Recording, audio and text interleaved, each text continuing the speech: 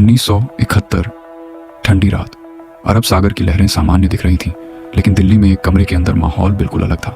एक रॉ अधिकारी के सामने टेबल पर पड़ा था एक छोटा सा कागज, एक इंटरसेप्ट, कुछ कोडेड शब्द, और उनमें छिपी थी एक संभावित तबाही की आहट। संदेश छोटा था, लेकिन उसका मतलब बहुत बड़ा हो सकता था। उसमें संकेत था कि भारतीय नौसेना का एक महत्वपूर्ण काफिला दुश्मन की निगाह में आ चुका है। अगर यह सच था तो समुद्र के बीचों बीच सैकड़ों नाविक बिना जाने खतरे की ओर बढ़ रहे थे।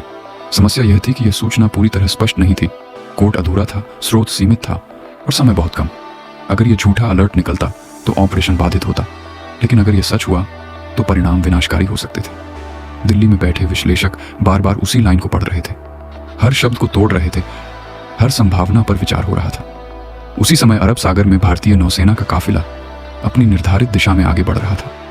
जहाजों पर जवानों को अंदाजा भी नहीं था कि कहीं कोई उन्हें ट्रैक कर रहा हो सकता है। रॉ के भीतर बहस शुरू हो चुकी थी। क्या यह दुश्मन का भ्रम फैलाने का तरीका था, या वास्तव में किसी सबमरीन या एयर अटैक की तैयारी? एक निर्णय लेना जरूरी था, और वह भी तुरंत। समय बीत रहा था।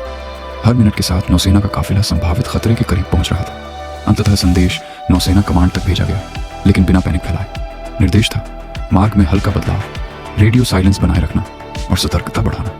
समुद्र में तैनात जहाजों पर अचानक सुरक्षा प्रोटोकॉल सक्रिय होने लगे। रडार की निगरानी तेज हो गई, एंटी सबमरीन टीम अलर्ट पर आ गई। लेकिन जवानों को बस इतना बताया गया, सावधानी बढ़ाई जाए।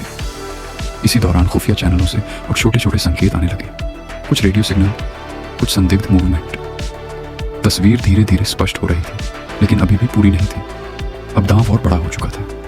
अगर दुश्मन सच में तैयार था तो वह शायद भारतीय काफिले की पुरानी लोकेशन पर हमला करने वाला था, और दिशा बदलने का निर्णय ही सैकड़ों जाने बचा सकता था। रात गहराती गई, समुद्र शांत रहा, लेकिन हर अधिकारी की नजर स्क्रीन पर टिकी थी।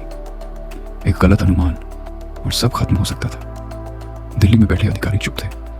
कमरे में सिर्फ मशीनों की आवाज थी। सभी इंतजार कर रहे थे, क्या कोई विस्फोट की खबर आएगी, यह अलर्ट गलत साबित होगा। घंटों बाद जब काफिला सुरक्षित क्षेत्र में पहुंच गया, तब जाकर थोड़ी राहत मिली।